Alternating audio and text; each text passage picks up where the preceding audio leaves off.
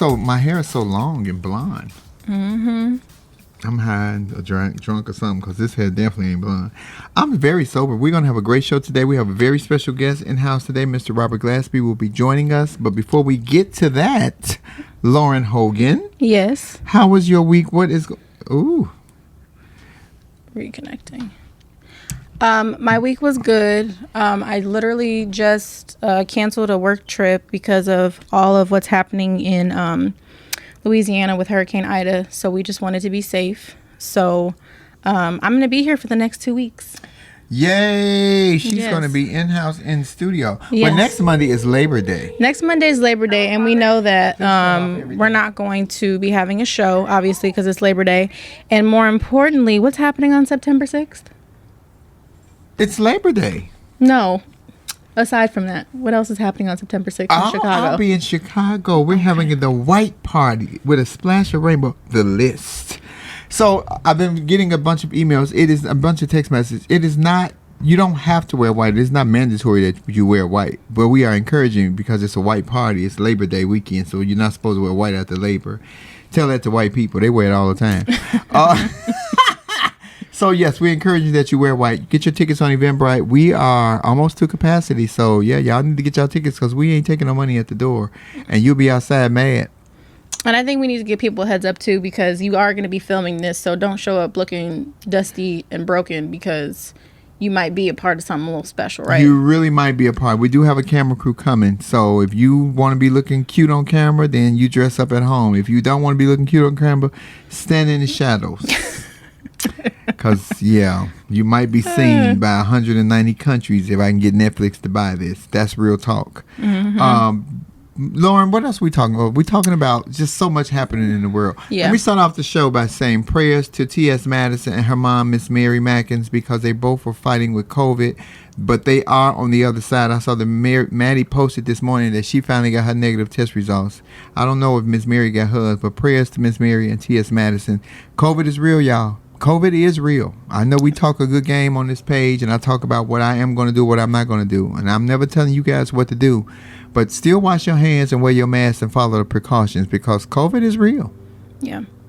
And shout out to Haiti because they're not getting a lot of national attention according to United States news. I don't know what's going on somewhere else, but over here, they hardly even talking about it. They're talking about Afghanistan. And shout out to them and prayers for them, but mostly prayers right now in the United States for New Orleans and all that have been affected by Hurricane Ida, because Ida did not play with y'all. That lady came through. She wasn't as bad as Katrina. But actually, in retrospect, it kind of looks like she is. It just seems like the levees held up. Yeah, it was like lessons learned this time. But we do know that there are about 1 million folks in Louisiana without power. I did see on the news this morning that New Orleans isn't flooded because the levees really held up, but the other surrounding parishes outside, they are, the water damage is kind of significant. And I think as of now, there's one person who's confirmed to have died. So we definitely have to keep New Orleans and all of Louisiana in our prayers because they're going to be without power for about at least 3 weeks. They said that they're going to try and get essential businesses power within the next 7 to 10 days. So that's like, hospitals, grocery stores, gas stations, those sort of things. But everybody else who, if you just have a house and those sort of things, you're just going to be without power for about 3 weeks. So shout out to the people that left and got out and had the ability and the finances to get out, because a lot of times people say, oh, I'm just going to ride it out. It's because they don't have the money. You can't just jump up and go sometimes. It takes money, and it's just scary. Ugh. Yeah, and I think that's the main thing that people just kind of don't realize. They're like, oh, you need to evacuate. And it's like, well, evacuate where? Where am I going to go? Mm-hmm. And people don't really take that into account at all. So we definitely want to keep everybody in Louisiana in our prayers. So you guys, we are going to be interviewing Lawrence. What is he to you? He's my uncle. Uncle? Yeah, he's my uncle. Oh, love him dearly. I need an uncle that's a musician. Yes, he's my dear uncle. I love him dearly. Yeah, he's quite the talent, I've got to say. Sometimes you forget who you're related to and who and just, how great, some people are in your family. And truth be told, Rob was at my house a couple weeks ago, and he made a comment because the podcast came up, and he made a comment like, so how many more Grammys do I have to win before I get invited to the podcast? And I was like, oops. You're right. I kind of forgot about you because, Common's been on and he works with Common. And so he kind of felt some type of way. So I was like, yeah, we got to get you on the show for sure. So I'm so glad she said that, Rob, because it truly wasn't me. It was your niece. It was your niece. I totally didn't realize. So I was like, my fault, Rob. We are definitely going to have you on the show. He's doing like amazing things. I sent you some stuff. He's been working with Dave Chappelle and just like scored his movie. And he's one of 3 musicians actually to have a residency at the Blue Note in New York. Oh, Rob. We're going to bring Rob on in a minute because Rob is big time. Whenever you're ready, we're going to bring him on. Let me grab him like 2 minutes and early. we want y'all to have y'all questions ready because we want you guys to come in and talk to Rob. Please be respectful because I will block your ass for generations if you're disrespectful. We definitely will block you. If you think I'm shady with the blocking. I'm worse. I take that. I'm worse. Way worse than me. So, Rob! What up? What's up, Rob? How are you? What's going down? So I got to introduce you. This is Flame Monroe. This is my partner. I also manage her, but this podcast is really all about Flame. So Flame, this is Rob, Flame. No, today, Rob, it's all about you. Flave or like flavor? Flame, like fire. Flame like fire. Yes. Did you just say Flavor Flav? Don't make me slap you through this. See, you already signed off, cutting up. I know what kind of show this gonna be. Oh, okay. I got flames. I got that flame. Then I'm on Papa duty at the same time. So Lola's there. Hi, Lola. Hi, baby. That's baby Lola. Why is she in a mini jail? That looked like a little fort, a little mini prison fort. I have to do. Oh my God. So Rob, I was briefly talking to Flame. I was like, yo, you were at my house a couple of weeks ago and the podcast came up and you were like, so how many more Grammys do I have to get before I get invited on the show? Like, what the hell is going on? And I was like, you're right. I'm sorry. I'm very wrong. I'm very wrong for this. I forgot. My fault. It was your niece, Rob. It wasn't me. It was your niece. It was your niece. I know. She can be quite funny acting. Let me just let you know that. Don't do that. Don't do that. Don't do that. I wasn't very familiar with you, so I was researching. I was going on Google and looking up some stuff. And the song that you did with Brandy, that song is good. To me, Brandy's voice is underrated, but I hate when they say that she's the vocal Bible. I do think that she has a great tone, and I love Brandy's voice, but I don't know if I would consider her the vocal Bible. But I love that song that you guys did. I love Brandy's voice, first of all, but I don't know if it's the vocal Bible. But I'm not a singer, so. I think vocal Bible.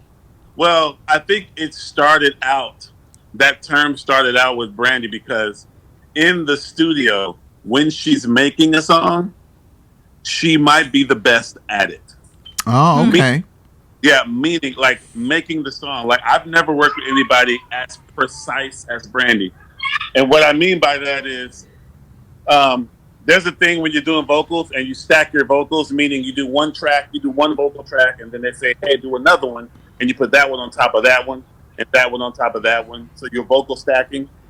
But she has so much control over her voice. Because if you hold a note, your vibrato may come in at a certain time, or your breath changes. Nobody can really sing the same note twice back to back, exactly the same, like technically exactly the same. She's so good that she tricks the computer. And the computer, when she sings a song, when she sings one note, then she sings another note on top of that note. The computer thinks. Okay. Lola wants some attention. I knew it. Lola wants the attention. Yep, she wants to be on the live too. She's a little girl. Yeah. She gonna want that her whole life. So you be ready. Right. Oh, she's a Leo like me too. Computer, oh my God. She literally tricks the computer, and the computer phases it. It's called it phases out. It phases itself out because she was so precise. They think they mistakenly just put the same thing on top of each other, not her doing another one. You know what I mean? So from a technical standpoint, I think people started calling her that. You know what I mean? And she's an amazingly pleasant woman. I met her at Divas Assembly singing Shirley Ralph's Big AIDS benefit in 2019, and she was just the nicest person. She really was just a nice girl. Super. As a matter of fact, when we did that song, she paid for the studio time. Wow. Because we were trying to get her in the studio. You know, doing the Black Radio album is a very hard when it comes to just, you know, trying to track down the artists. First, you got to track down the managers, and it's the assistants to go through the management, the labels, and all these things. And two of the sessions got canceled, and she called me. She called me personally. I didn't even know her yet. She called me, texted me personally. It was like, "Hey, this is Brandy. I'm very sorry. There was a mistake with my team. Can I please have another shot at this song? And I'll pay for the time. I'll do it. And if you don't like it, we don't have to use it." I was like, man. Yeah. And that's how she's always been. She's a keeper. Since then, she's been such a good person. You know what I mean? Just and a joy to work with. Just amazing to work with. She does too much in the studio. Like, you have to tell her, we can stop recording now. Everything you did was amazing. You can walk out of the booth now. You know? Rob, I saw that you're an accomplished pianist. So which music do you prefer? Do you prefer classical, jazz, soul, R&B? Which is your favorite? My heart, as far as the piano is concerned, my heart is in jazz. You know, but I grew up playing gospel music, and then from there, the order is actually the order of the music I've been playing since I was a kid is really like R&B music. I was learning Anita Baker songs and Luther Vandross songs by myself off the radio. You know, my mom would play that stuff, and my dad played stuff in the house all the time. Look, don't mention them in the same sentence. They had a horrible feud all the time. They sure did. They had a tour. I know. I heard it. I know. But that's so funny. Those are the two artists of any artist. Those are the two artists that made me want to play piano more than anybody. Wow. Because they both use acoustic piano in their music. You know what I mean? My mom and my dad played them all the time in the house, and I kept hearing the acoustic piano. You know, and then I met Nat Adderley Jr., who's the Luther's piano player, on all those records. You know what I mean? And so it was that first, then it was gospel music, then it was jazz, then it was hip hop after that. So I love a lot of it, but my heart, I think I speak the most personal from my instrument when I play jazz. You know what I mean? So, Rob, I know you talked about this great experience that you had with Brandy, and tell me to like shut up if you don't want to talk about this, but like I know one of your like most infamous interviews is when you talked about your experience with Lauryn Hill. So how was that? Can we talk about that, or do I got to glaze over that? Can we talk about what, Lauryn Hill? Yeah. Can we talk about it, or I got to glaze over it? Like, you know. You know what?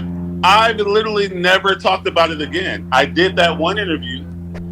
But that interview wasn't supposed to be necessarily about her. You know what I mean? But it ended up, they asked me a question, I answered the question, and I was very honest about what happened. You know what I mean? I was super honest, and you have to realize, like, after I did that, now this stuff I've never said in public. After I did that interview, so many musicians and artists hit me up, thanking me. For being honest, right? For being honest, saying that, because most musicians don't have the platform that I have to speak on a level that I can, that everybody hears it. You know what I mean? If she does something to a guitar player or a piano player that was playing with her, no one's going to hear about it. Exactly. You know what I mean? Yeah. But she messed with the wrong one at the time. So she heard about it, and then you saw her rebuttal after that. Yeah. Yeah. She rebuttal. But I mean, there was no purpose for that. I wasn't trying to, you know, put her under the ground or like do anything mean. It was just like, this is happening, and that was the worst. They asked me about my worst musical experience, and that honestly was the worst one, because I feel like there's no reason, there's no accomplishment you can have that will make you treat people like they're not. Okay, so now you know I gotta ask, because I'm very unaware, like some of the Flamettes. We're very unaware of the situation. So y'all talking in circles around us. So now we need to know what the meat is in this soup. So now you got to give us the meat, Rob. Okay, so so basically, you know, Lauryn has been infamous for having Lauryn band Hill. members and not doing right by her band members. Yeah. Not paying them, not telling them, having the management tell the band members you cannot look her in the eye. When you talk to her, you cannot look her in the eye. When you talk to her, you only call her Miss Hill. when you talk, you know what I mean, like all these things, which I'm not even. I don't even have a problem with. I don't even have a problem with the Miss Hill part. Like that's fine. That's what you want to be called. I don't mind that. You know what I mean? But the whole don't look me in the eye, don't look her in the eye, don't try to shake her hand, which is fine. Even the don't try to shake her hand thing, I'm not even tripping. We're in COVID now. Everybody does it now. You know what I mean? Right. But the whole don't look me in the eye thing, I couldn't wrap my head around. You know what I mean? And then after that, it was the mistreatment of funds, like not paying musicians, not wanting to pay them what they're supposed to be paid, coming off of a tour, and she would literally feel like people should just be happy they went on the road with her. Like charge it to that, charge it to you got to be on the road with me, and I can't pay my light bills with that. I can't feed my kids with that. Oh, she don't never want to work with me then. Oh my gosh. So it was just disrespect on those kind of levels where it's like repeatedly those things kept happening, and so many musicians I know have gone through that with her, and you know what I mean. And I had never played with her. I heard about it, but my friend was the music director at the time, so it was one gig. It was in New York. I live in New York, so I was like, you know what, I'll do it. You know, whatever. I'll see what the deal is. Everything was fine until like 4 days. No, sorry, everything wasn't fine. It started off pretty bad. My bad. We did a week worth of rehearsals, but basically the very last day of the very 1 week of rehearsals for a show that was 20 minutes long. And it was for a special thing from Mont Blanc Jewelry Corporation. You know, the 7th day rehearsal, she come in. She didn't even come in. The management came in and said, "You know what? Lauren's not happy with how you've been rehearsing. So she wants to cut all your pay in half the day before the show. All your pay in half." First of all the musicians are incredible. She changed the show every day. So it was like, okay, we're just running with you know. And the day before, they wanted to take everybody's pay in half. They cut everybody's pay in half except mine, because I left. I said, well, you know what? You can find another piano player, and I'm leaving.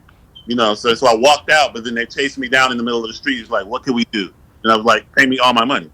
Mm-hmm. Now. Matter of fact, now, before I walked back in rehearsal. See, I like you, Rob. You think just like but me. But I will say, I did have one great moment with her.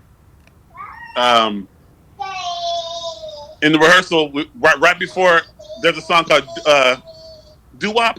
A piano, and she had just got through cussing. She had just got through cussing out the band for some reason. That's the one. She had just got through cussing out the band for some reason. I forgot what it was. Cussing us out. And instead of playing doo-wop, I played the intro to Joyful Joyful. Boom, from the movie. Boom. Yeah, from Sister Act. Yeah. Boom, boom. And she sung it. Joyful, joyful, Lord, we adore thee. We did a verse and a chorus. Oh, and okay. it felt so good. It felt so good. So she wasn't. You know? So she wasn't all bad. Mostly. No. And that point, she tapped into her real self. I think something's up with her. You know what I mean? That's why I haven't talked about it anywhere else. I wasn't trying to slam her. I didn't put it on my Instagram. I didn't put it on my Facebook. I just was honest about what happened with me. But I think she's super talented. I think she's a great artist. You know what I mean? And I hope she's. But I do feel like she just needs some help with whatever that is. You know what I mean? Yeah. Rob, let me ask you a question. Who's your favorite jazz artist and jazz from the past, not even now? Because you know who I love Cole Porter's book of jazz. I love music, first of all. And I love Cole Porter's jazz, and especially when Ella Fitzgerald sings his music. Ella's she's the coldest female ever. I would say my favorite jazz musician overall ever is Herbie Hancock. Oh, okay. I thought you were gonna go for the bias, on that. Okay, that was a little surprising. All right. What you think I was gonna say? I thought you were gonna say Monk, but Oh no. It's a little biased. I wasn't saying Monk. You're not gonna mention the family member. All right, that's cool. A little shady, but that's cool. All right. No, I just love Herbie because the way he brought jazz into the modern day. You know what I mean?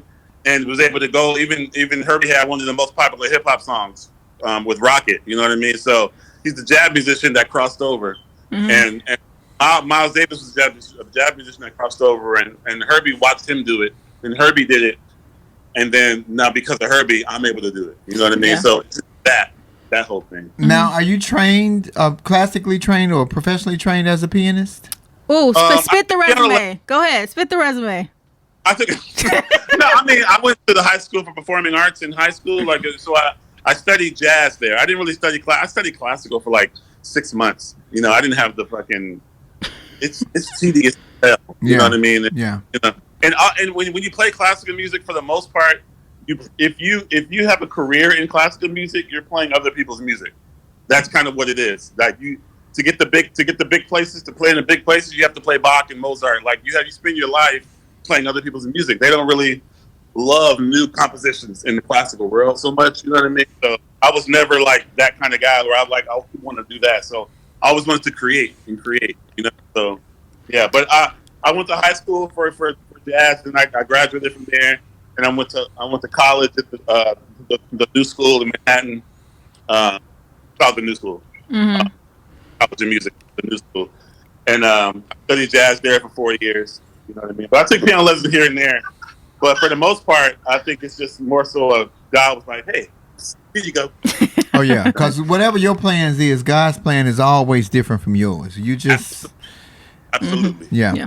You know, when I'm a musician as well, but I didn't play the piano. I played the oboe. But my favorite classical era is the Baroque era. Because that's my favorite music era. You didn't know? I didn't know that. Girl, I told you I'm a jack of all trades, John. There's a lot of things about me she don't know. I'm trying to teach she her. said musician. I said where and when. I got a scholarship to Bethune-Cookman when I graduated high didn't school. know that. But I put on a dress and some hair, and I was like, I'm not doing that. I'm going to be a girl. There's so many people who don't know classical music watching. They're probably like, the Baroque era. Girl, I'm broke now. I said Baroque. Baroque era. B-A-R-O-Q. My whole life in the Baroque era. That's an era? That was funny, Rob. So, Rob, let me ask you, because I don't know if I've gotten the full backstory, but you are a part of a group called August Green, which is with Kareem Riggins, and Common, or as Rashid, as you would call him. So how did y'all even form that group? Because I actually got the privilege to sit in studio while you guys were creating your first album, which was so dope to see. So how did you guys even form the group? Like, how did that happen? I met Rashid, Common. Sorry. It's okay. Y'all are friends, so, you know, you call him Rashid. I met him in 1999. Oh. Bilal introduced me to him because he was Bilal's friend. Me, Bilal, Common, and Erica lived like a few blocks from each other in Brooklyn. And he was like, "Yo, my boy who's a rapper he's trying to learn piano. Can you give him piano lessons?" I didn't know anything about Common. I didn't know who he was. So I was like, all right. So I started going over his house, giving him piano lessons because he had a keyboard. He had a Rhodes keyboard at his crib. So I used to do that. And then from that, we became cool. Me, him, and Bilal would hang out. You know what I mean? I would go to studio sessions with them, and I watched them make some of like Water for Chocolate. You know what I mean? And some other things like that. So I've known Rashid for a long time. Then I started recording. We started really recording together.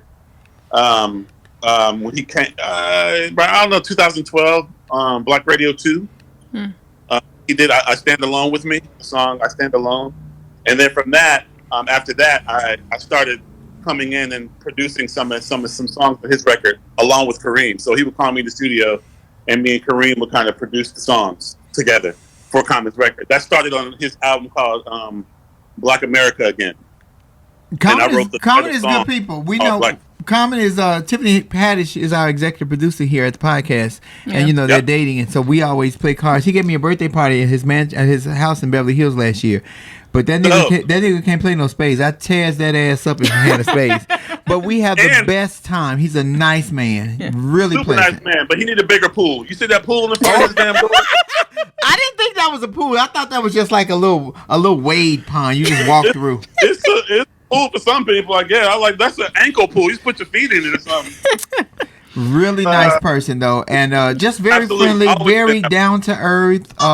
Treated me from day one just like, "What's up, Flame?" Like cool, and just was just a nice guy overall. So I'm glad you worked with him because he good people. Good people always should work with good people. I'm sorry that you didn't work with her, but let me go back to Lauryn Hill for a second. What? Because Lauryn Hill to me was a musical genius with the Miseducation. That album can go into a time capsule for 3,000 years. years and still be relevant. Don't Absolutely. keep you coming to your damn self. Look at her. She ready. Get your knees. I was gonna tell the truth. That was the other piece. That was the other piece of the puzzle when we talked about Lauryn Hill earlier. The other piece was there are a plethora of musicians and writers who wrote on that album that didn't get credit for it. There are a lot of things there are a lot of things that say written by Lauryn Hill that were not written by Lauryn Hill. Which I'm fine with if you just give the credit where it's due. You know what I mean? Yeah. Because musicians and producers eat off of that. If you produce a song on the Miseducation album, you're set to work for years to come. It's like somebody who produced a song on Thriller or something. You know what I mean? Like, you're set. So those credits mean something. You know? So if you take credit from someone, sometimes that's all they have is the credit. You know what I mean? And to be a great artist, you don't have to write. You don't have to write and produce everything. Michael didn't write and produce everything. Whitney Houston didn't write and produce everything. But just give the credit where it's due. That's where I had a problem, because some of those people were my personal friends. They had a lawsuit, and she lost. There was a lawsuit. Some people actually had the balls to sue her. You know what I mean? But there were some people who I know were just friends with her and felt bad that they didn't want to sue her. But there are people who sued her. These two producer guys did it for like $4 million or something. You can literally Google it. Karma is something though, because her success has never been to the same plateau since after that. You can't do people dirty, especially when it comes to money, because money come and go. Absolutely. And then if you think about it too, my thing is, if you do a record like that, and if you did do everything like it says, if you did really write all that, where's the next one? You got a point. Where's the next one? Where's the next one even close? Yeah. She did the TV Unplugged thing. That wasn't close at all. You know what I mean? Like, where's the next album? If you did all that stuff, where's the next one? And there lies the problem. You know what I mean? What's next for you besides being daddy? How many babies you got? 2. 48. You got a son. You have a son and a daughter. Yeah, I got a son and a daughter. Riley, he's 12. He's about to be 13. And Lola, she's 1. Oh, well, that go to handful, right? Oh, she's so cute. Hi, look at Lola. Oh, she's beautiful. So I have a story, right? I'm gonna put myself out there because I know Rob, you gonna want to tell it anyway. Look at her smiling at me. You know what she's thinking in her head. Oh, that's a man. I can tell. I can tell what she's saying. Oh, I can read her mind. She's saying that's a man. That's a man. Little Lola, I'll fight you, little girl. You better go. So I do have a funny story that I will share. Is that so? I was the first person to ever babysit Riley, my baby cousin, right? I was the first person to ever babysit him. So Riley would cry a lot, right, while I would babysit him. And the only thing that would get him to stop crying is if I sang Red Light Special by TLC to him. Mind you, and I can't sing. What? And I can't sing. The most random. But it worked. Sexual song, but it worked. To a newborn. I was singing Red Light Special to a newborn, but that's how I got Riley to go to sleep. If he ever make it to a strip club when he about 21 and they put that on, whoever doing that number, she gonna get all his dollars, baby. It traveled with you over the years. He gonna have all that memory. Oh, I love that song. I remember my auntie sang me that. So, the pandemic basically kind of shifted some of what you had going on. So you're basically scoring music now. Like you did The Photograph, which was with Issa Rae, and I know you just scored something with Dave Chappelle. So how are you liking that, and how is that different kind of from what you've been doing previously? I love it, man. Yeah. It allows me to be home. You know what I mean? It's a way to, make money and not have to leave the house. But I've even before I started scoring, everyone's always said my whole career, like, your music is so cinematic. You know what I mean? You should do movies. You should score a movie. You should score shows. So once I actually got the opportunity, my first opportunity in the real way was with Don Cheadle for that Miles Davis movie, Miles Ahead.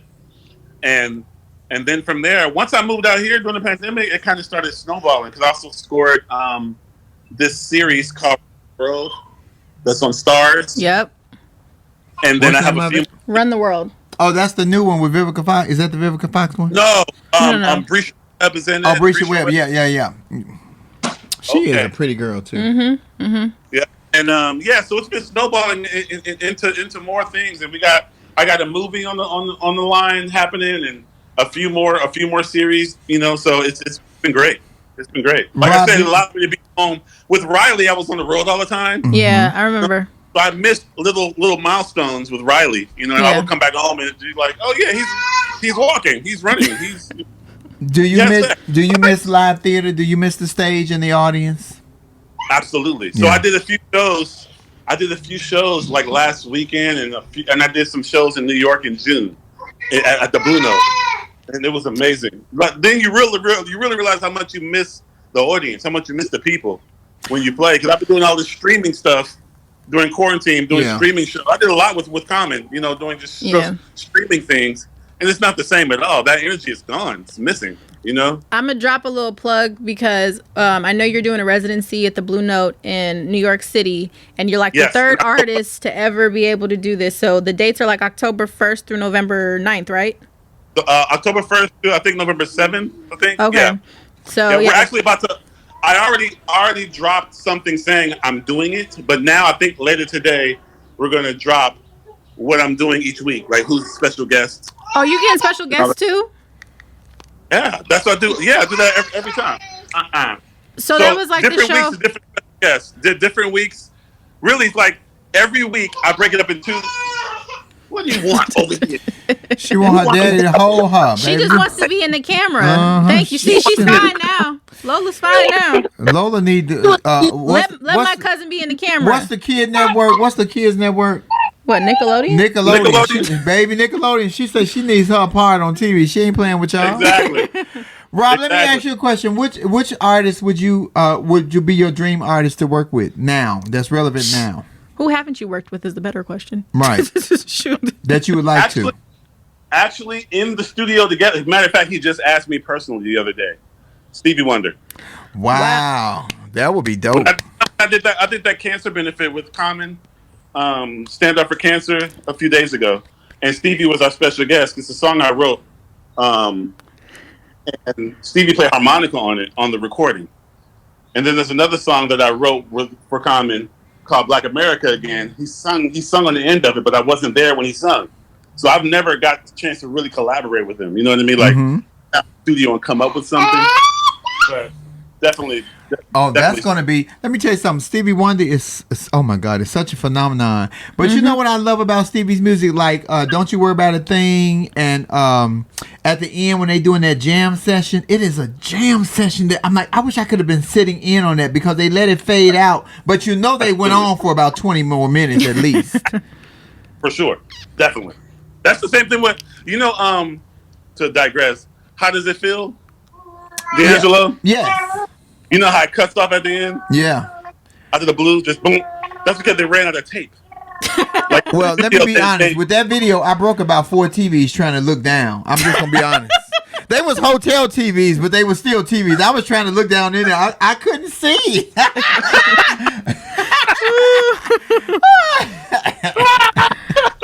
And I might as well just ask you because somebody in the comments just brought up Maxwell. So I actually got to see some of you. Like you were his musical director for a couple of years. So how was that experience?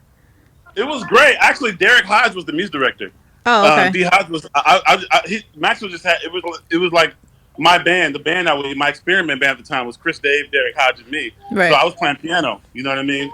And that was for like 4 years, 4 or 5 years, from 2009 to 2013. You know what I mean? It was great, man. That was amazing.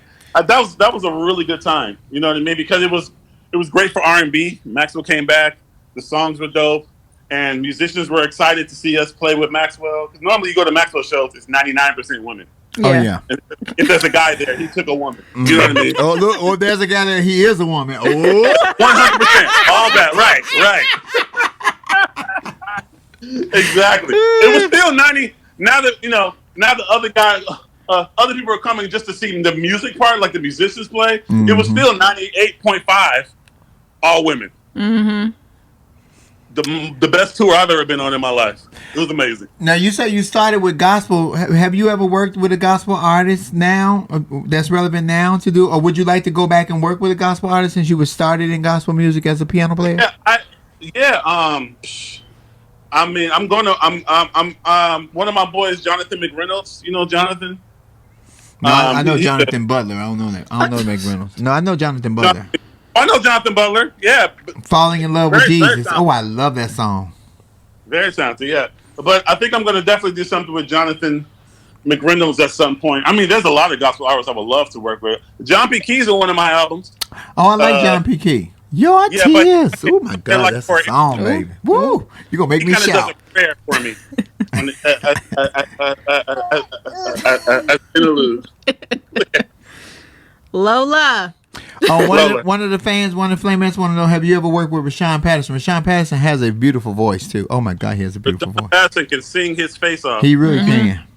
I never worked with him, but I'm sure I will at some point, for sure. For sure. Right? Yeah. Hi, Lola. Another thing I want to ask you too, your Emmy that you won with Common for doing the 13th with Ava DuVernay. How special was that to you? And just what was that like? That was amazing. 'Cause, you know, as a musician, you really don't think outside of Grammy. You kind of like Grammy is kind of only what you kind of aim for if you aim for anything as far as an award goes. So to get an Emmy, it kind of like got me outside of the box. Like, oh, wait a minute, I can do more things. You know what I mean? And so that was amazing. I never forget. I was in Europe, literally about to walk on stage for a show, and Ava DuVernay texted me, "Congratulations on your Emmy nomination." And I was like, Wow. "What?" You know what I mean? It's like, oh my gosh, you know what I mean? So it was that was a good one, big one. And speaking of expanding the career, didn't you just do a couple acting debuts in a couple of different things? I have. I'm out in these streets, in these acting streets. Yeah. I did. So I did. I played a little part in the Aretha documentary, in the Aretha series with the one with Cynthia Erivo. with Cynthia. I played a piano player named Art Tatum, who was a blind piano player that used to go over to her house when her dad had those parties, and he used to go there to play with Dinah Washington and all kinds of people. Art Tatum is, I mean, he's the king. I watched that. That was you. Yes. You had those glasses on. You ain't had that beard either. No, I didn't. Yeah, I looked like Stephen A. Smith for a minute. My hairline was all back, and then I just did a few episodes of Black Monday with Don Cheadle. He hit me up like, "Yeah, we got this little part if you want it. I know you're trying to do some acting." So I was like, "Oh, I'll do it." You know what I mean? What are you saying? She's saying she want her camera time. You I know, ain't got she's no like, camera bring on the her. camera She back want her- down. As long as you got her in focus, she good. See, We see you, Lola, girl. You beautiful. Oh my God, the hair. Oh my God, the eyes. Oh my, the lips, girl. You better stop it, girl. I see it already. The little boy's already at the door. Tell him Uncle don't Flame say gonna show up. that. Don't say that. I'm trying to read some of these comments too, because people have a lot of questions for you, Rob. So, how was your collaboration on Butterfly between you and Bilal? Oh, that was dope.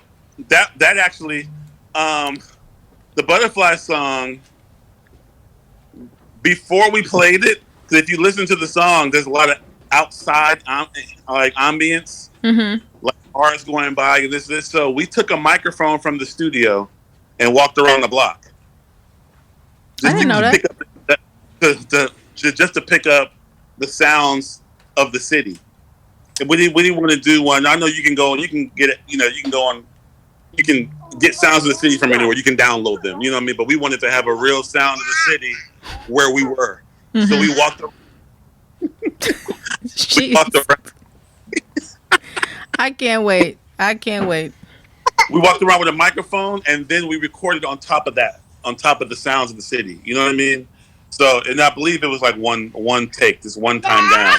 You know what I mean? So it was special. Bilal might be he's my favorite artist in general, like to work with, and just his talent and how dope he is. You know, and I've been collaborating with Bilal since 1990, 99, 98, since we got to college. You know what I mean? So he's definitely one of the most underrated and dopest artists ever. Oh, that was a great compliment. What See This Forever says, Rob literally changes the energy in every room. Love it, Rob. They love you. Love it, bro. Love it, bro. They want to know about the collaboration with you and Esperanza Spalding. Oh, on her. Oh, on I did something with her on her seven. She has a project 777 that was like she did like a whole album on Facebook Live, and it was like literally 3 days straight, and you got to watch her collaborate with these people and watch her write the songs in real time. And I wanted to.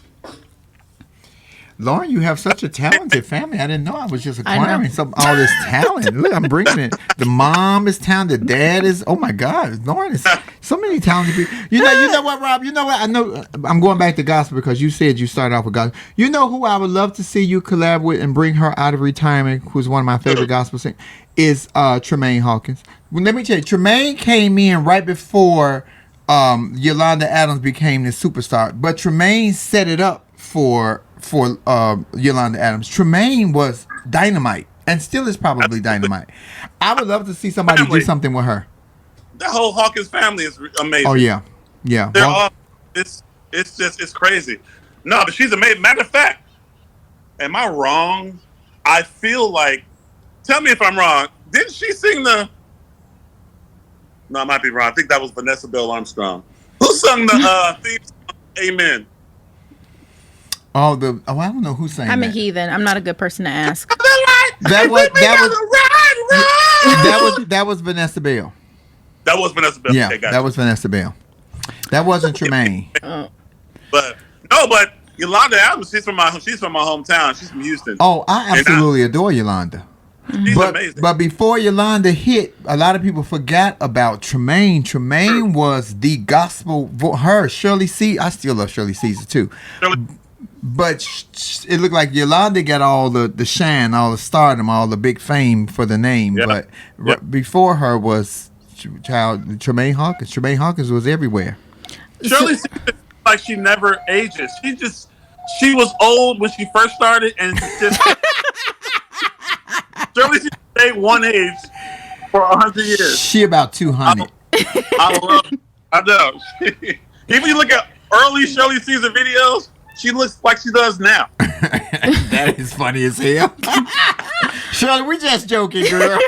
We love you. No, it's amazing. It's amazing. Like she don't age. She's just like, you know what? I'm gonna start off at this age and I'm gonna stay there. So let me ask you too. I know you kind of like talked about it a little bit before when you and I were together, but Dave Chappelle, like literally Dave came to the Blue Note. You had Chris Rock come out and like he basically emceed your show for you, and you were just talking about how it was interesting to look at their creative processes in real time. So can you like kind of touch on that a little bit, because I thought it was amazing to hear you talk about.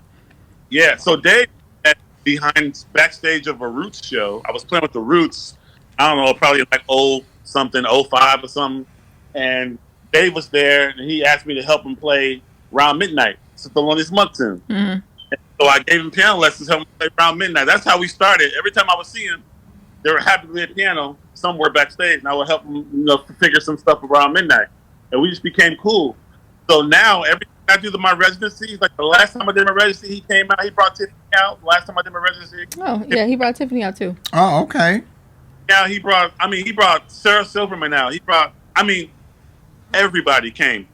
It was right after he won that award, the Tom Sawyer comedy award thing. But anyway, so now, man, it's just a thing, man. He just loves the music, and we have such a good rapport. That's my bro. So now, whenever I play, if he's in the vicinity or not even in the vicinity, he'll just make it his business to fly out and come.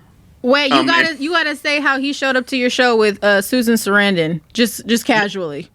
Just now, yeah, like in June, they debuted the documentary, Dave's documentary, that I just scored. It closed the Tribeca Film Festival, and they did it at Radio City Music Hall. Mm. The Radio City Music Hall opened back up, so Dave could do to show his film there. And so that week was Tribeca Film Festival. The same week I was in New York. So Dave came by like a few nights, and like you said, Chris came by with him a few times. They opened up the show, like just up there. One night, Dave was at the Madison Square Garden with the Foo Fighters, brought them to my show after. You know what I mean? With Susan Sarandon, that was that night actually. Susan Sarandon, it's just, you never know who's gonna be with Dave. Everybody loves it. I am so looking forward to working with him and meeting him one day very soon. He knows who I am, and he's been talking to Ida Rodriguez about me. So I'm hoping that Dave, call me. I'm ready. I'm ready, player. I'm ready. Trust me, I'm ready to work. And he's just a dope dude, man. Yeah. Like for Mother's Day, look, Mother's Day was Sunday in May. We were here Friday, and I talked to Dave Friday night, and he was like, "What are y'all doing Mother's Day?" I was like, "Oh, we're just here. We'll probably go up the street, have some food." He's like, "No, you're gonna come to Ohio." And he sent a private jet and picked me, Lola, and Gigi up and flew us to Ohio to have Mother's Day dinner at his crib. He had a Mother's Day dinner. Dope. You know what I mean? This is a fucking awful. It don't have to be. You know. Yeah. So just and in that documentary, like I was saying, I was telling Lauren, like you got a chance to see so many artists, including stand-up comedians and everything, kind of struggle to get their footing because they haven't performed in so long because of COVID. Yeah. You know, and it's so inspiring. These amazing people, like, do that. Like, you know, to just like get up there. Like, even Chris Rock was up there. Like, cause the good and the dope thing is about these people, they're super fearless. And some of it wasn't funny, and some of it started to be funny. But you can even see the comedians like, man, I'm sorry, I'm working it out. You know what I mean? And it was inspiring to see people at that level still have to work stuff out, you know? Let me ask you a question, Rob, because you to me like right in the middle of the old school and the new school. Which music genre do you like the best? And I'm not talking about jazz and R&B. I'm talking about the old school music versus the newer stuff that's out now. Because I think the newer stuff that's out now, this is my opinion, is promoting not love and affection, and it's kind of grab her by the hair, throw her down the stairs, put up on the airplane. You know, that don't do nothing for me. That's not a turn on.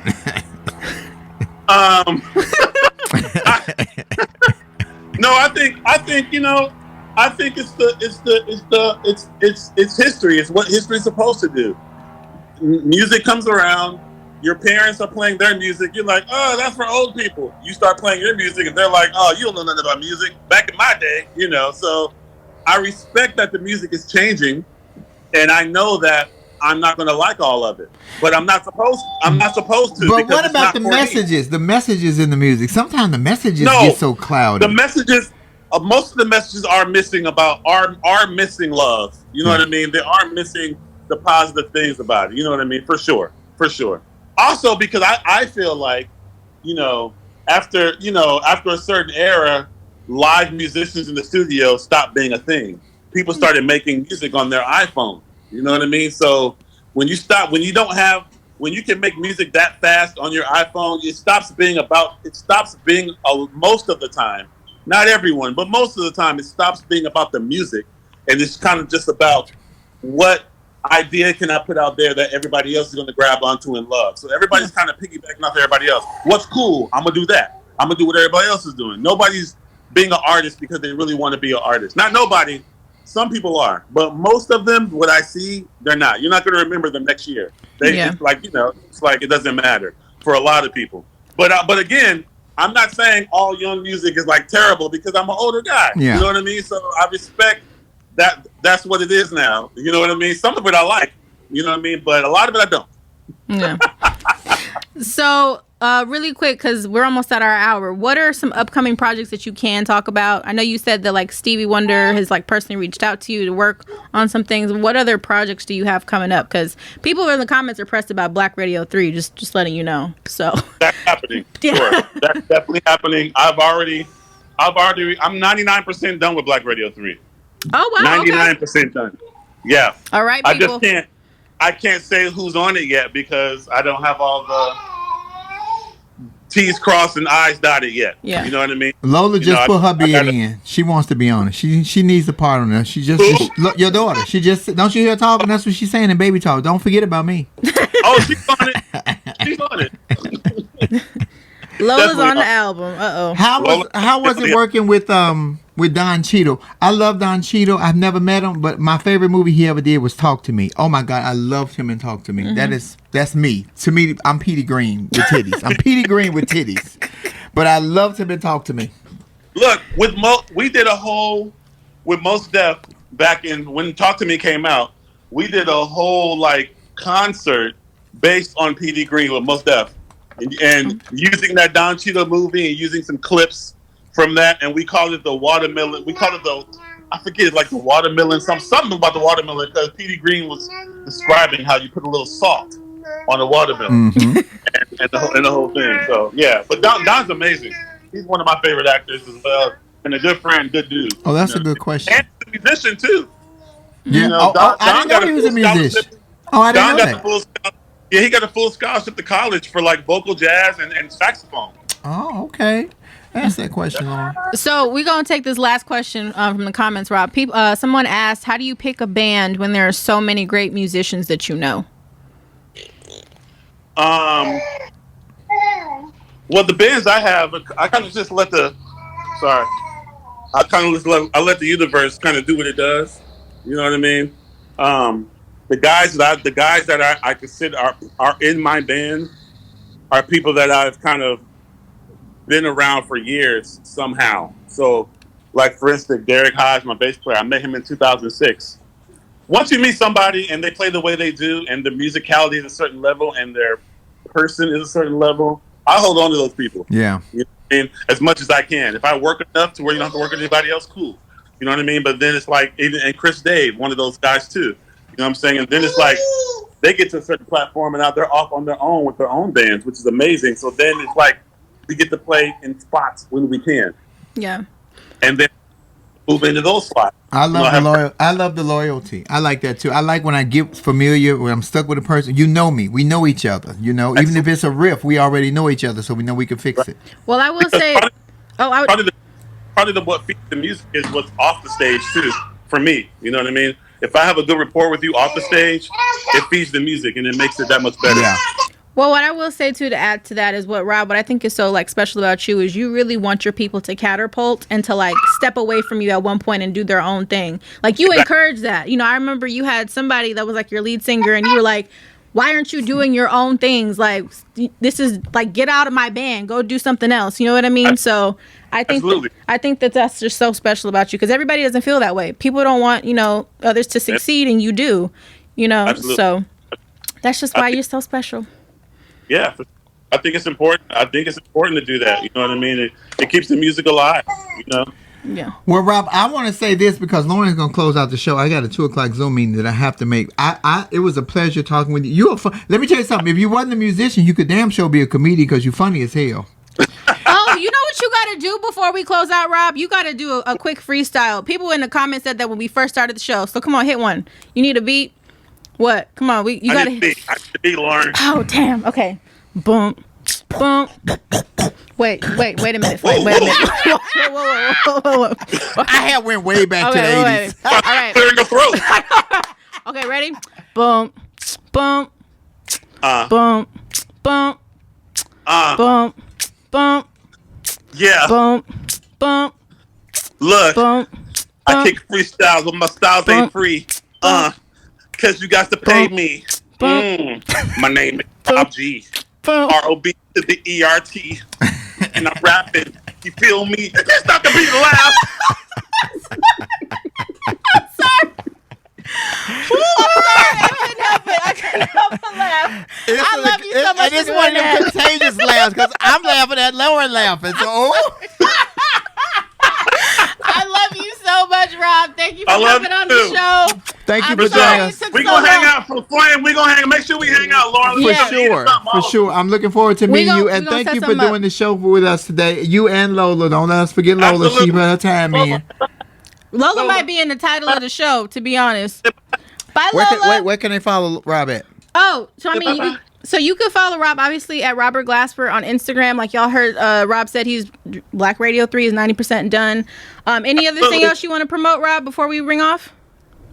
I know you got so many projects. Nothing I can actually say. Everything else, like, Right. Yeah. Okay. Look, I know that one. Tell me that again, because my big mouth ass always telling something. Yes, Flame does talk a lot, so yeah. Look. But just be on the lookout, to say the least. You know, Rob has got a lot of projects coming up. So thank you. I love you so much. Very Thank you, entertaining. thank you. And thank you for being such a hands-on dad. I appreciate that more than anything else that I've seen Rob from you does today. not play. Let That me tell is you. great. Oh yeah. We need great black fathers in this world. We need to see more black representation of black dads that love their children unconditionally, different ways. But thank you for that. Love you, Rob. Absolutely. Flamettes, All right. Freestyle. Talk We to you thank later. you. I'm already late for the meeting. Before we close out, wait, Lauren. Before we close out, thank you guys. Please follow Lauren Armani H on Instagram and on Facebook, and Lauren Hogan on YouTube. Subscribe to my YouTube page, which is Flame Monroe. Please also subscribe to our friend Nick Smith News on all social media platforms. This will be uploaded Wednesday night on iHeart, Apple, Spotify, Amazon, wherever you listen to your podcast at, under the Black Effect Network. Thank you, Kendall, our camera guys. Get your tickets next Monday. I'll be in Chicago, and I won't look like this. You might see this hair, but it'll be combed next week, because I just threw them over. And there'll be some lotion on your face too, And right? I have a little moisturizer on. My titties will be shiny. All that. Yeah, all that. Get your tickets for DC Comedy Loft at DC Comedy Loft September 9th through the 12th. We appreciate you guys. We thank you. Next weekend is Labor Day weekend. Next Monday we will not be filming live, because we will be celebrating Labor Day, of course. And I'll be in Chicago. And Lauren will be eating barbecue. And Kendall will be somewhere beating up people and stuff. You know, Kendall real violent. He pulls my wig off right after the show. And everything. Oh my God, y'all have no idea. No. Thank you, Robert Glasper, for joining us for Laugh and Learn today. And thank you, Flamettes, for joining us. We came in on Lauren Armani H's page. We're going to hope to save, and we appreciate you guys. Again, at Laugh and Learn, what is it, Lauren? We are not trying to get anybody what is it? We're not trying to get anybody to change their mind.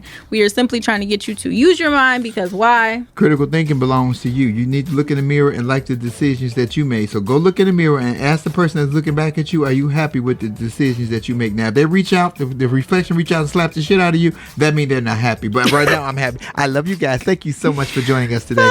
Peace. Laugh and Learn is a production of the Black Effect Network and iHeartRadio. Our executive producer is Tiffany Haddish. The show is produced by Tribble.